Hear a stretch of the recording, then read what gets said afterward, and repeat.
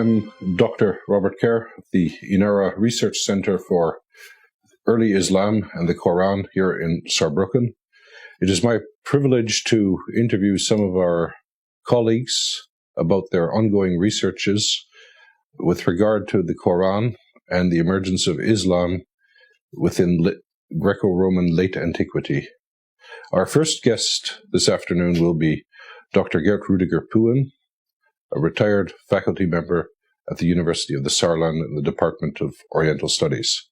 In our last episode, we discussed the find in 1972 of the sheaves, largely Quranic, on parchment and paper in the Old Mosque in Sana'a, and the development of the restoration project and how you became involved.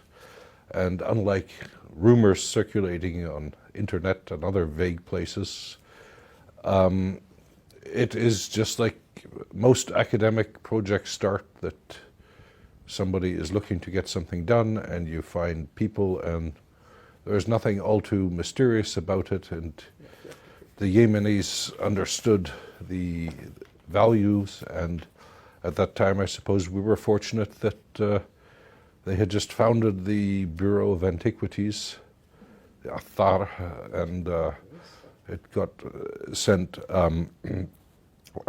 there. And your involvement in the first half of the 1980s in restoring the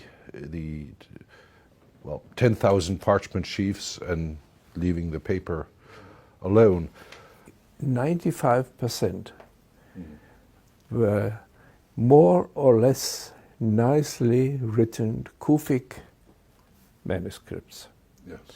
So in a way they were later. Of course, not one of these sheets had a date on it. No. So we can just gauge their age by putting a hand on it, say this is 7th century, this is early 8th century. There's no imperial criteria for... No. You can just... but also because, I mean, we know that Hijazi and Kufi were used contemporaneously. At the same time, yes. Yes, and we know exactly, for instance, that there are very prominent inscriptions in buildings in wonderful Kufic script at a very early age.